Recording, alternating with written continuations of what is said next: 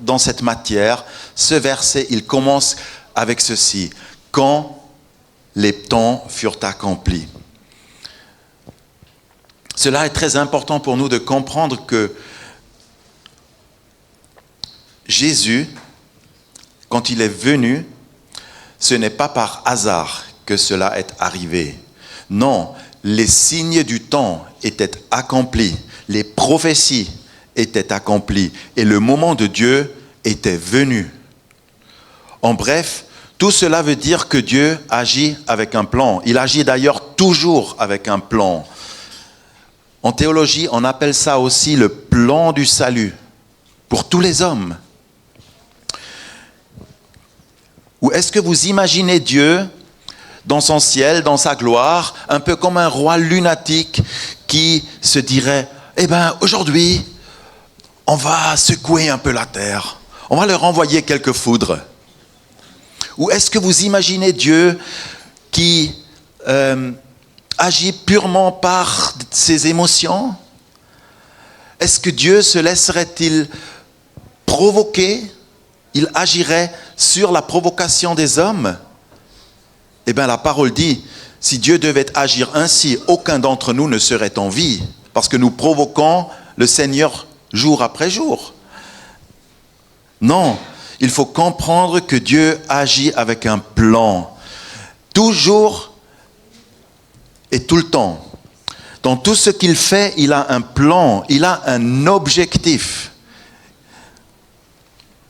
Dieu n'est pas un amateur ou un bricoleur qui un jour dirait « Ah ben, ouais, on pourrait encore tenter un truc là, on pourrait peut-être envoyer notre fils et peut-être ça marcherait. » Dieu n'est pas un bricoleur qui essaye et qui teste des choses. Non, quand Jésus était venu, c'était le plan et le timing parfait de Dieu. Amen. La différence avec nous, c'est lorsque nous planifions quelque chose, eh ben, ça peut marcher ou ça ne peut pas marcher. Dans Jacques chapitre 4, verset 13, je lis ce verset. « Vous qui dites, aujourd'hui ou demain, nous irons dans telle ou telle ville, nous y passerons une année, nous y ferons des affaires et nous réaliserons un gain. Vous ne savez pas ce que votre vie sera demain. Vous devriez dire, si le Seigneur le veut, nous vivrons et nous ferons ceci et cela. Mais le Seigneur, quand il a établi un plan, il le fait comme il l'a prévu. Et son plan s'accomplit d'ailleurs jusqu'au moindre détail, afin que tout homme soit étonné. Alors je vais vous donner quelques échantillons de ce plan magistral, de cette planification de Dieu et de cet accomplissement que nous venons de voir là dans ce verset. La première chose, Dieu a dit dans sa parole d'avance qu'il allait rétablir la royauté de David.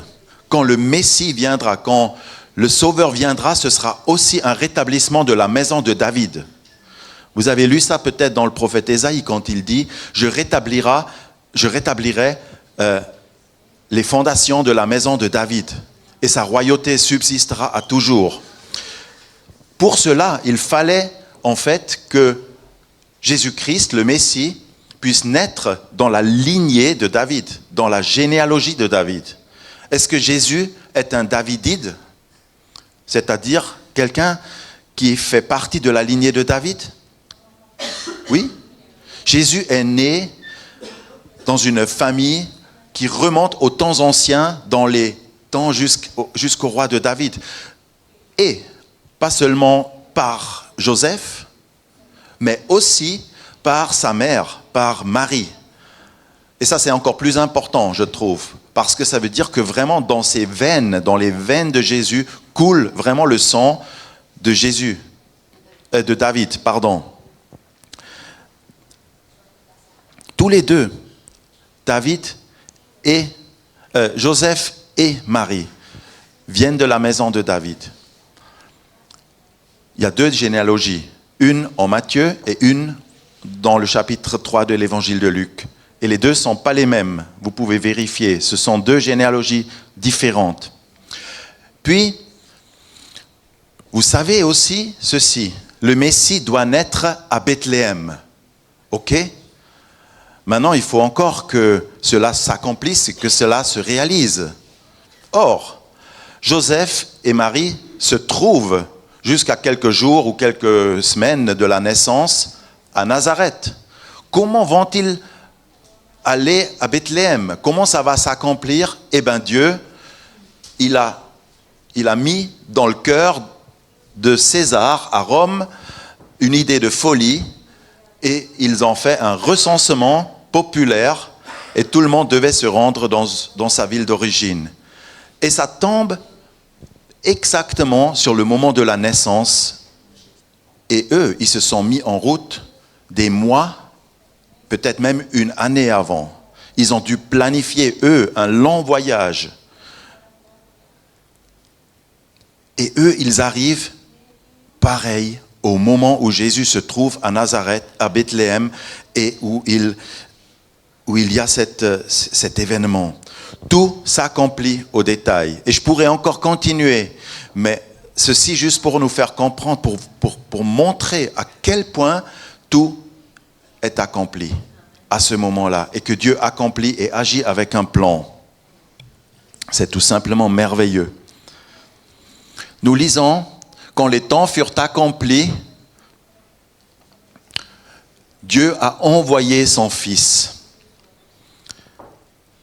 C'est dit d'une façon très sobre, très sommaire. Il a envoyé son Fils.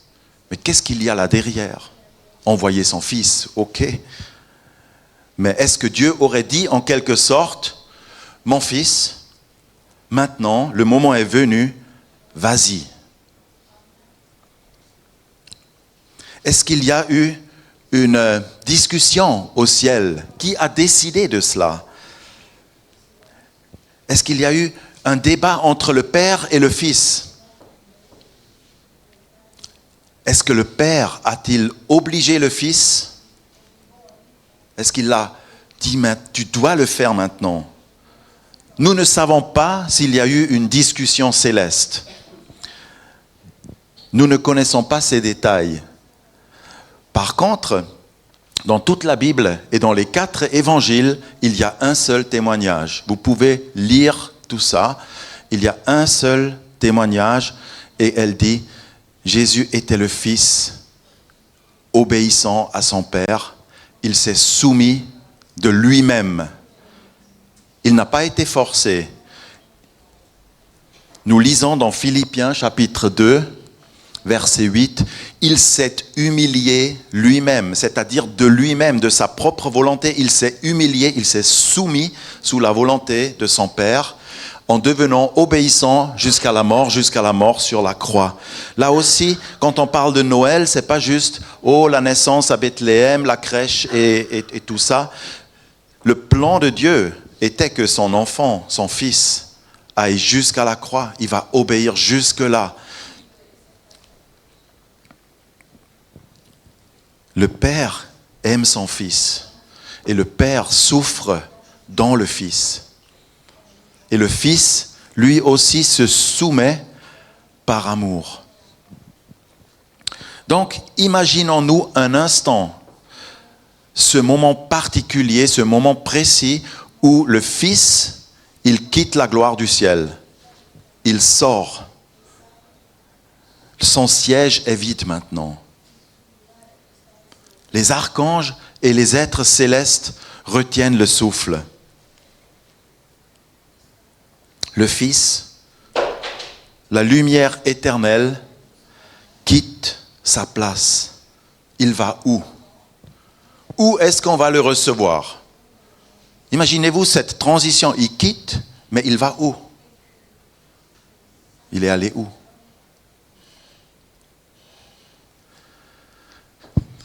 La suite de ce verset, il est né d'une femme. C'est à ce moment-là où il s'est fait tout petit, il est né, il a grandi pendant 9 mois dans le ventre d'une femme juive. Et Jésus est finalement sorti par une naissance toute normale. Tout était normal, sauf que Joseph n'était pas le père. Mais tout le reste, c'est normal de normal. Comme des milliers, des millions, des milliards d'enfants naissent, elles sortent par le ventre de leur mère. Il a vraiment pris le chemin le plus humain qu'on puisse prendre. Il a pris notre chemin, il a pris notre destin sur lui. Adoration et louange à tout jamais pour ce qu'il a fait. Amen. Louange, louange à Jésus-Christ. Il s'est fait petit. Et c'est très étonnant. C'est très étonnant. Je vous pose juste cette question. Pourquoi Jésus devait naître de cette façon? Pourquoi le Père ne l'a-t-il pas envoyé direct dans le ministère? Il aurait pu commencer directement. Il aurait pu apparaître d'un désert. Tout d'un coup, cet homme est là. Il arrive au bord du Jourdain, il se fait baptiser. Le Saint-Esprit vient sur lui et puis commence à faire des miracles. Pourquoi il est né? Pourquoi il est né d'une femme? Qu'est-ce que ça signifie pour nous aujourd'hui? Un privilège. Quel privilège? Le privilège de Marie, d'avoir pu porter cet enfant, oui. Mais qu'est-ce que ça pourrait signifier pour nous aussi? Qu'il a pris ce chemin quand même humiliant, on va dire. Le Créateur devient une créature.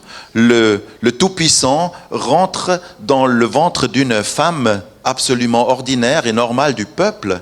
Le roi, il naît dans une petite misère quelque part en Palestine. Voyez-vous ça? Qu'est-ce que cela signifie? Il aurait pu venir direct dans la gloire, ou en tout cas direct dans le ministère. Il est venu pour cheminer comme tout être humain chemine. On va voir la suite. Il est né d'une femme, mais le texte dit aussi qu'il est né sous la loi. Né sous la loi. C'est intéressant, le Fils de Dieu, celui qui a tout créé, celui qui a mis les constellations et les astres en place, lui qui a fixé les lois de la physique, les lois de la communication, les lois de la sainteté, il doit apprendre maintenant tout cela petit à petit. Imaginez lui, le créateur de toutes choses, il doit apprendre l'alphabet. Voilà. Il apprend à écrire. Il doit apprendre, l'enfant Jésus a dû apprendre à tenir un crayon ou une craie, je ne sais pas. Mais nous savons que Jésus savait écrire. Vous le saviez? Parce qu'un jour, il a écrit dans le sable. On ne sait pas ce qu'il a écrit, mais Jésus a appris à écrire. Né sous la loi, pour un juif aussi, signifie particulièrement qu'il est né sous la loi de Moïse. C'est encore incroyable. Lui qui a donné la loi 2000 ans auparavant à Moïse, il se soustreint maintenant à cette loi. Il va se soumettre à la loi du Shabbat, à la loi des purifications, à la loi des offrandes. Et toutes ces lois, il va les accomplir lui-même. Jésus va dire plus tard, je ne suis pas venu pour abolir la loi ou les prophètes. Je ne suis pas venu abolir, mais je suis venu pour l'accomplir. Qui a pu accomplir la loi de Moïse? Les 613 commandements qu'on trouve dans l'Ancien Testament. C'est déjà une bonne masse de choses à faire, des choses à ne pas faire, et des recommandations et des obligations. Qui a pu accomplir toute cette loi? Qui d'entre nous aussi peut se dire, moi j'ai toujours obéi à Dieu. J'ai tout fait ce que Dieu attend de moi, à tout moment. Personne n'a pu. Personne ne l'a fait. D'ailleurs, aucun juif ne prétend qu'il ait obéi à toute cette loi. Sinon, il n'aurait pas continué de sacrifier. ils ont sacrifié au temple, justement à cause des manquements par-ci, par-là. Nous sommes tous pareils. Jésus est le seul qui a accompli la loi parfaitement. Il l'a démontré. Il est, déjà pour cela, on peut le reconnaître en tant que Fils de Dieu. Il est sans péché. Et maintenant, le but de tout ça, voilà, nous avons vu Jésus vient, né d'une femme, né sous la loi. Mais maintenant, le but, quel est l'objectif? J'ai dit que Dieu a un plan. Il agit toujours pour un objectif. Le but, c'est afin de racheter ceux qui sont sous la loi et pour que nous recevions l'adoption. Là, ça nous parle. Afin de racheter ceux qui sont sous la loi. Mais nous, on n'est pas sous la loi de Moïse. Nous sommes des Suisses. Nous sommes libres. Nous sommes un peuple libre. C'est écrit dans notre Constitution. Nous ne nous soumettrons à personne. Non, nous ne sommes pas sous la loi de Moïse. Mais il faut reconnaître que nous aussi, nous sommes sous le joug de diverses lois qui nous régissent et auxquelles personne d'entre nous n'échappe. Tout d'abord, je prends ceci. Je parle de la loi universelle du péché. Dans Romains chapitre 7, nous lisons « Je découvre donc cette loi, alors que je veux faire le bien, c'est le mal qui est à ma portée. Je suis prisonnier de la loi du péché qui se trouve dans tout mon être. » La loi du péché. Vous voyez, c'est une loi. Comme la loi de la gravité, comme toute autre loi que vous pouvez imaginer qui régit ce monde. Nous nous sentons parfois sales. Mais c'est le péché qui nous salit de l'intérieur. Ce sont nos déviations, ce sont nos manquements, ce sont nos débordements, ce sont nos colères, ce sont aussi nos addictions. Ce sont toutes ces choses qui font qu'à un moment donné, nous avons parfois honte. Je dis, mais qu'est-ce que j'ai fait là encore? Pourquoi je suis encore tombé dans le panneau? Pourquoi j'arrive pas à mener une vie comme il faut? Et ça nous attriste au plus profond de nous, que nous ne soyons pas capables de nous améliorer par nous-mêmes. Chaque personne qui essaye sincèrement de s'améliorer va arriver à ce point où tu peux arriver à un certain niveau de bonne moralité, mais jamais tu n'atteindras la perfection. Jamais tu ne seras sans péché. Après, tu peux prendre la douche 3 fois par jour et tu peux te parfumer avec Yves Saint Laurent. Mais ça ne changera rien. Je me demande d'ailleurs parfois pourquoi nous vivons dans une société qui met l'hygiène corporelle à un tel niveau. Il y a des personnes qui se douchent 3 fois par jour et il faut toujours sentir bon. Vous savez, on ne peut pas cacher la misère de l'intérieur par des choses extérieures. Je pense que il y a aussi par ailleurs d'autres nombreuses lois qui nous oppressent, et je prends celle-ci, par exemple la loi de la performance. Nous vivons dans un monde de performance. Chaque jour, tu dois te battre, n'est-ce pas? C'est sur le marché du travail. Et en quelque sorte, il y a comme une jauge en nous qui dit, ou qui nous dit aussi, tu vaux ce que tu gagnes. Ton salaire. La plupart des gens veulent gagner un bon salaire. Personne ne veut gagner un salaire faible, moyen. Tu veux gagner un bon salaire, on se définit par ce genre de choses.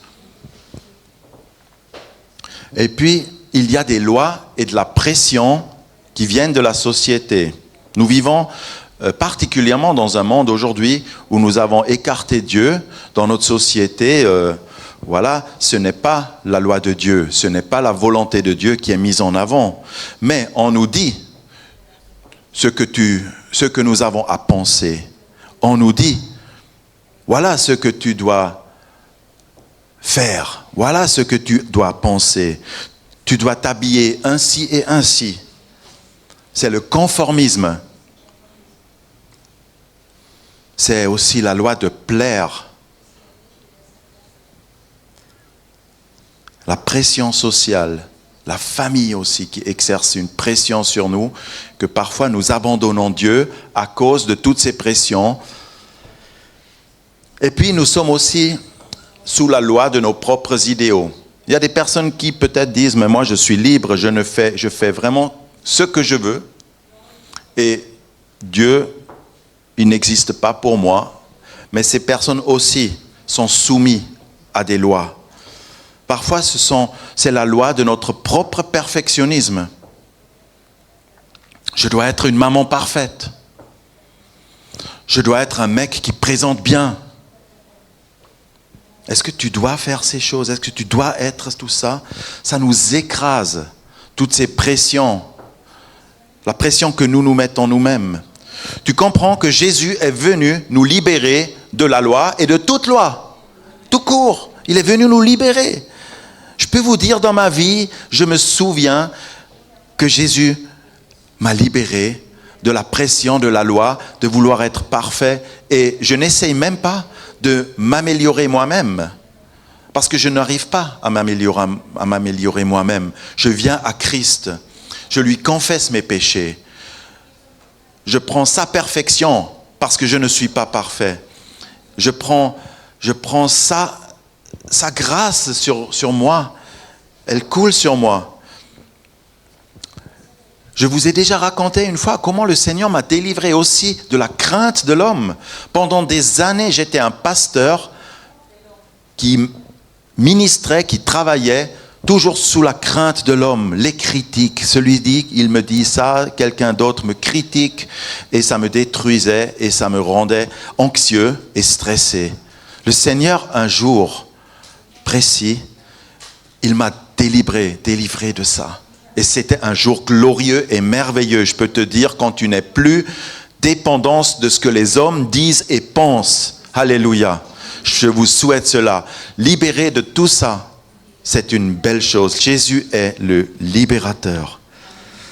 Et il nous dit dans la suite, il n'est pas seulement venu nous libérer de la loi, mais en plus, il est venu nous apporter l'adoption. Cela signifie quoi, cette adoption? Adopter. Adopter signifie que tu fais 100% partie de sa famille. Tu n'as pas le statut de serviteur dans cette famille de Dieu. Tu n'as pas le statut d'un employé. Mais tu es fils et fille. Tu es héritier et héritière.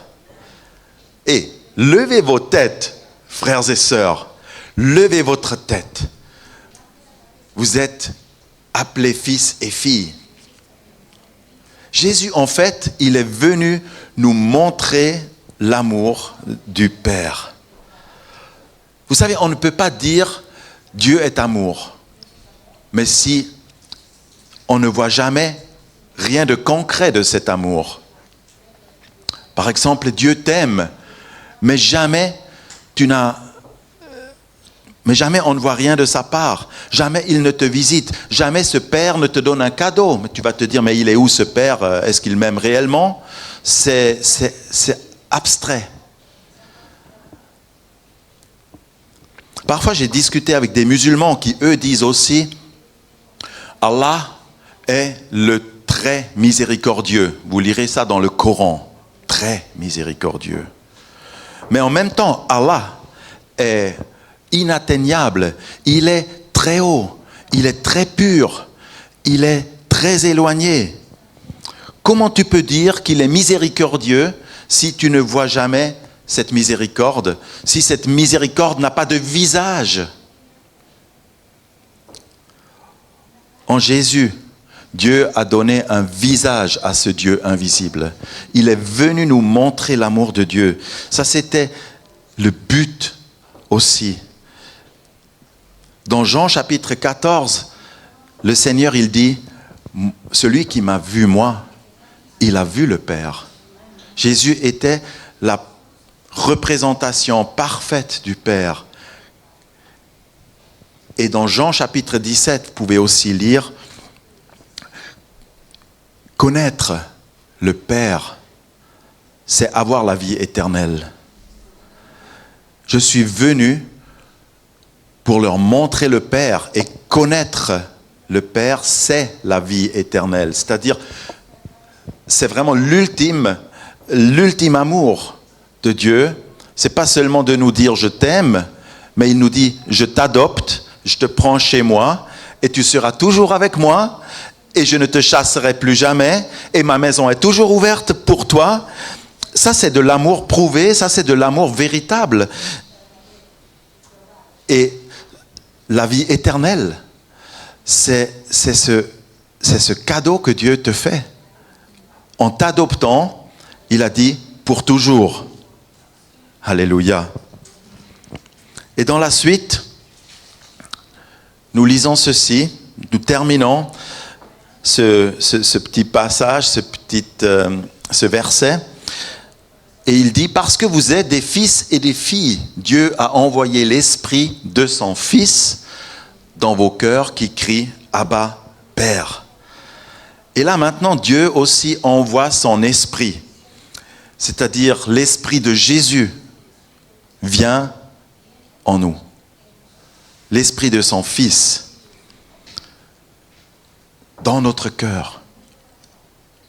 Alors, vous savez, les chrétiens qui ont lu ce passage, enfin qui ont lu la lettre aux Galates, et nous aussi qui lisons cette lettre, nous n'avons pas vu Jésus comme les disciples. Nous n'avons pas touché Jésus après sa mort et sa résurrection. Nous n'avons pas pu le toucher comme ça. Mais Jésus, il a dit, vous aurez maintenant l'esprit du Fils. Vous recevez l'esprit. Le Père envoie l'Esprit et on comprend aussi dans ce texte-là, c'est la Trinité. Le Père, il a envoyé le Fils. Le Fils, il est venu nous racheter, nous sauver. Et le Fils, il a rejoint le Père. Il est auprès du Père maintenant. Et l'Esprit est venu dans nos cœurs. Les trois ne font qu'un. Les trois sont un. Et cet esprit, qu'est-ce qu'il fait? Cet esprit, il nous connecte au Père. Il nous assure de notre affiliation. C'est l'esprit qui crie en nous, Abba Père. Ça veut dire maintenant quoi? Est-ce que je peux te demander, est-ce que tu arrives à dire papa? Mais pas mécaniquement. Est-ce que tu arrives à dire papa en se souvenant de ton papa et ce papa, ce père que tu as eu ici sur la terre, qu'est-ce que ça peut t'évoquer? Qu'est-ce que ça peut te faire? Certains ont eu un père ici, certains n'ont pas connu leur père, certains ont connu un père absent, d'autres ont connu un père violent, d'autres ont connu un père occupé. Mais avons-nous connu le père, le papa? Nous pouvons tous dire mécaniquement papa, parce que tous les enfants, quand ils commencent à parler, ils disent papa. Ils disent mama. Tous les enfants commencent par les mêmes syllabes. Qu'ils soient esquimaux ou qu'ils soient africains ou peu importe où qu'ils soient. Tous les enfants, ils parlent de cette façon-là. Mais est-ce que nous avons connu le Père, le Papa du ciel? L'Esprit nous reconnecte à notre Père, à notre Papa. Je vais terminer sur ça, parce que personnellement, j'ai dû guérir dans la relation avec mon Père terrestre. Mon Père terrestre ne m'a pas toujours apporté vraiment la confiance que j'aurais eu besoin. Il ne m'a pas toujours compris. Il était parfois très dur avec moi. je me souviens des moments où je haïssais mon père. Je le haïssais. Si j'avais eu les moyens de le faire disparaître, je l'aurais dit, disparais, je ne veux plus te voir. Ce père-là, qui me dit, je suis ton père. Mais ça, c'était dans l'enfance, ça, c'était dans l'adolescence. Mais je vous raconte ça parce que j'ai mis des années à guérir. Mais c'est possible de guérir. Mais savez-vous qui m'a aidé à guérir avec la relation avec mon papa? Avec mon papa qui s'appelle Bruno Trottmann, qui habite en Suisse. C'est le Papa Céleste qui m'a aidé. C'est grâce au Papa Céleste. Quand j'ai compris qui est ce Père, quand j'ai compris, je suis adopté, quand j'ai compris que je suis aimé pour toujours, à ce moment-là, j'ai commencé à guérir et j'ai compris que mon père aussi, il a souffert de l'abandon, il a aussi souffert de certains manquements, il était aussi victime en quelque sorte, comme nous tous, nous sommes imparfaits. Et j'ai eu par la suite des discussions profondes avec mon père, que je n'ai jamais imaginées. On a vécu des guérisons relationnelles dans notre famille. Je peux juste vous demander ceci, est-ce que tu es guéri et reconnecté dans tes relations familiales? Passe par le Père Céleste. Viens et réintègre la famille. Deviens entier, redeviens entière. Alléluia, c'est ça que Dieu veut faire. J'ai choisi un chant que j'aimerais que l'équipe de louange chante avec nous, parce que ce chant exprime exactement cela. Je ne suis plus un esclave, je suis un fils, je suis une fille, je suis adopté et je fais partie de ta famille. Il est là.